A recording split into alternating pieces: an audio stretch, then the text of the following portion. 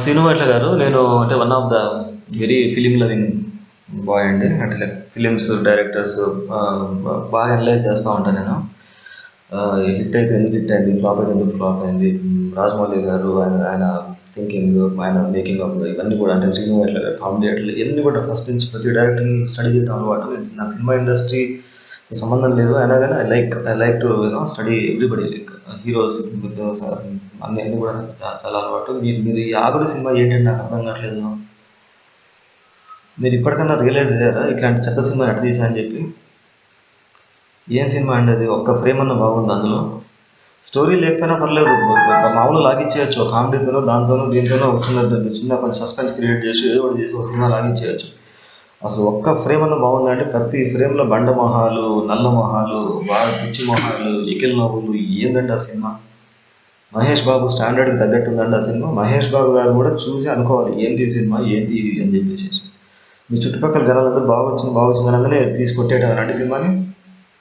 Thaman music ఏంటంటే Thaman music ఎన్ని రోజులు పోగొడుతుంది, ఎన్ని రోజులు అట్లా ఫాల్స్ పొగడతారు, ఎన్ని రోజులు అంటే అట్లా తమన్ ఈజ్ గ్రేట్ అని చెప్పి ఎన్ని రోజులు అట్లా ఫాల్స్ ఎందుకు? అసలు స్టేజ్ మీదకి రాగానే ఎందుకు పొగుడతారండి? పొగటం ఎందుకు అసలు నాకు అర్థం కాదు. పొగటానికి ఏమన్నా వాల్యూ ఉందండి? మీరు తీసేసుకొని మీరు కొట్టేసుకొని మ్యూజిక్లో ఏంటంటే ఒక పాట బాగుందా, ఒక స్క్రిప్ట్, ఒక ఫ్రేమ్ బాగుందా, అందులో ఏం ఒక స్క్రిప్ట్ లేదు, ఒక సస్పెన్స్ లేదు, ఏం లేదు అసలు. ఈ చెత్త సినిమా అంటే ఇంత చెత్త సినిమా అసలు మీరు ఇప్పుడు చూసారు ఇట్లాంటి సినిమా? ప్రతి డైరెక్టర్ మిస్టేక్స్ జరుగుతాయండి ప్రతి సినిమా తీసేటప్పుడు. మీ అంత బ్లండర్ మిస్టేక్స్, మీ అంత బ్లండర్గా నాకు తెలిసి ఏ డైరెక్టర్ లేడు. సినిమా తీయటం ఒక ఎత్తు అయితే మహేష్ బాబు గారు ఒప్పుకోవడం ఇంకొక ఎత్తు. ఇది ఆపేయండి. ఫాల్స్ ఫాల్స్ ఇదిలో ఉండకండి. మీరు ఫాల్స్ పొగడతలతో ఉండి తీయకండి. ఇది కూడా ఫాల్స్ పొగడతలు పక్కన పెట్టేసేయండి. ఫస్ట్ తమన్ ఈజ్ గ్రేట్ అనేది ఫస్ట్ అది ఆపేసేయండి.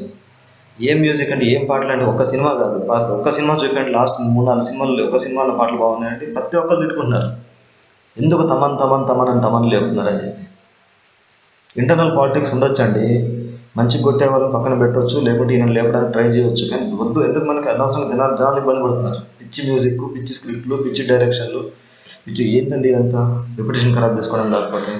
Please never do such blunder mistakes అండి. మేము చిన్న బిజినెస్ చేసుకునే వాళ్ళం, ఎంతో టైం తీసుకొని పోయి సినిమా ఎంటర్టైన్మెంట్ సినిమా ఇట్లా సినిమాకి పోతాము. బలవంతంగా కూర్చున్నా కానీ మేము ఇంటర్వల్ కంటే ఎక్కువసేపు కూర్చోలేక బయటకు వచ్చేసామండి.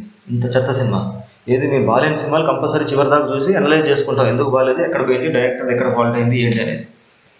అట్లా అనలైజ్ చేసుకుంటూ ప్రతి సినిమా అందుకే చూస్తాం. ఎందుకు? మేము సినిమా తీయడానికి కాదు, లేకపోతే దీనికోసం కాదు. Please change your self. Okay.